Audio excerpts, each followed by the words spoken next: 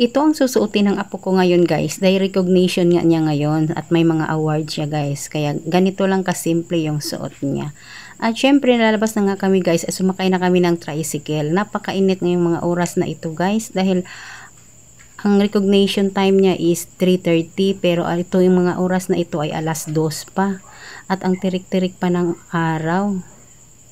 Ganito kasi sa amin guys, pag galing dito sa bahay, mag-tricycle ka muna, saka kasasakay ng taxi dahil malayo kasi yung school ng apo ko na babae na ito. Malayo ito sa amin guys.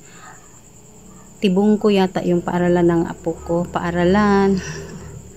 At sana naman guys ay makarating kami doon. Syempre walang traffic dahil pa-shortcut nga kami, dahil from Indangan to Tibongko, dito na kami dumaan. Kasi kung doon talaga kami dadaan sa main road, nako, napaka-traffic guys, lalo na ganitong oras. At pagdating nga namin doon guys,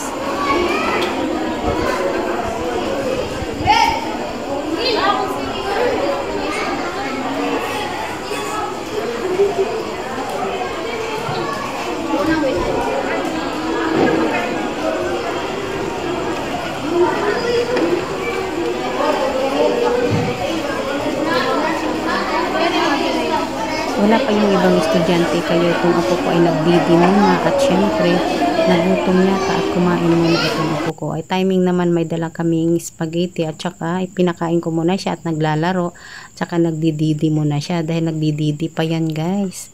Umiinom pa yan ng gatas sa biberon.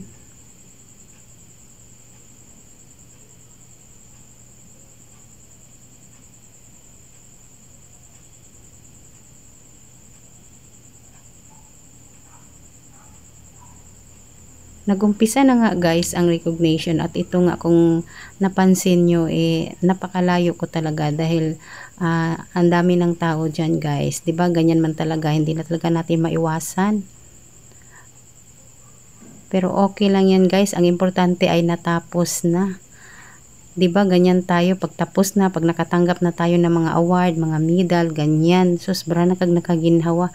Sasabihin mo lang, ay salamat, natapos na din. Kasi nga guys, ang init-init. At konting celebration lang naman ang ginawa namin guys, ay pumunta kami doon sa mall.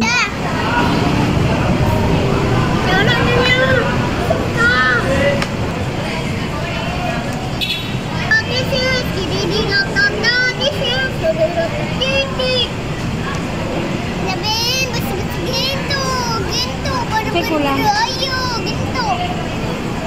Halo-halo.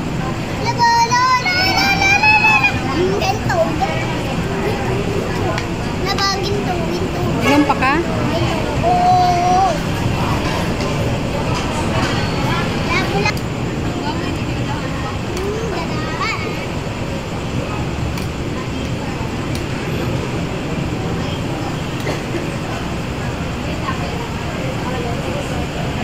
Hanggang dito na lang yung video ko guys, and please don't forget to subscribe my YouTube channel and follow my Facebook page, Maris and Simple Lifestyle. Bye guys!